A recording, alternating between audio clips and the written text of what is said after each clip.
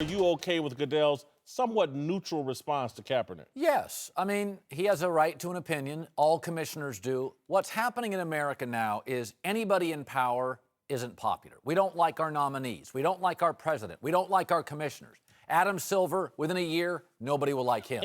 There's nothing to be offended about this statement. But we know there's an anti-football and clearly an anti-Goodell movement at work among the American media.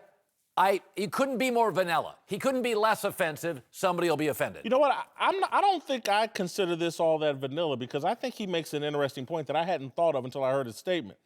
The national anthem as a uniting deal, I think, is underestimated and underplayed. It is, and we should be looking for opportunities to unite as a country. Again, my whole belief system is we're always looking for division rather than things that bring us together, or rather things we have in common. I kind of like Goodell's sentiment that, hey, Cap, you can do your thing, but the national anthem to me is about uniting as a country. You know what very few are monitoring or mentioning? The NBA would not allow you to sit during an anthem, the Progressive League, and the NFL does allow anthem dissent. It's not being talked about. It's not part of our debate over the last 2 weeks. But for Goodell, rigid, too powerful, anti-player, they're kind of pro-player here. Listen, I think Roger Goodell and the NFL have handled this beautifully. I think they anticipated that this was coming to their league. Someone was going to do something, and they've handled it well. I had a new epiphany, though, about Colin Kaepernick this morning. The reason why I think the NFL isn't that Cap and this protest is rather harmless. It's inoffensive now that he's taken a knee.